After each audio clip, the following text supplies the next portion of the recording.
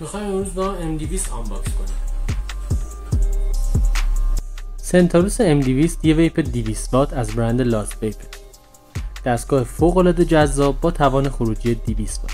بدنه تمام فلزی و بسیار محکم. وقتی که دستگاه رو آنباکس میکنید در طبقه اول جعبه دستگاه رو مشاهده میکنیم به همراه اتمایزر. و اینجا چیزی جز طراحی بی‌نظیر و جذاب نمیبینید.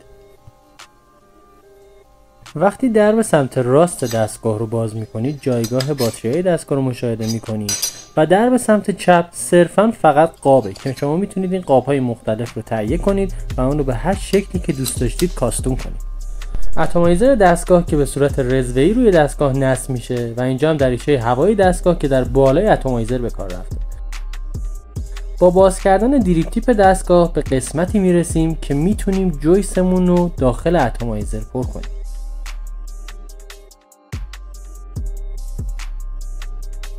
حالا با باز کردن آداپتور زیر دستگاه میتونیم کویلمون رو داخل اتمایزر جا بزنیم.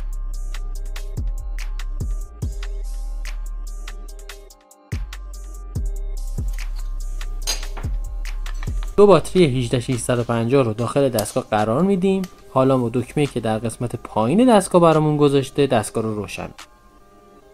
با دکمه چرخونه بالا میتونیم واتج دستگاه رو تغییر بدیم و اگر همون دکمه رو 3 بار پشت سر هم فشار بدیم میتونیم دکمه فایر دستگاه رو قفل یا باز کنیم.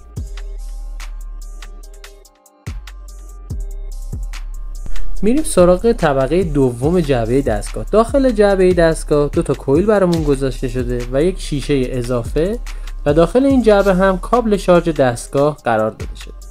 جهت اطلاع از قیمت این دستگاه عدد 200 رو برامون داخل دایرکت ارسال کنید.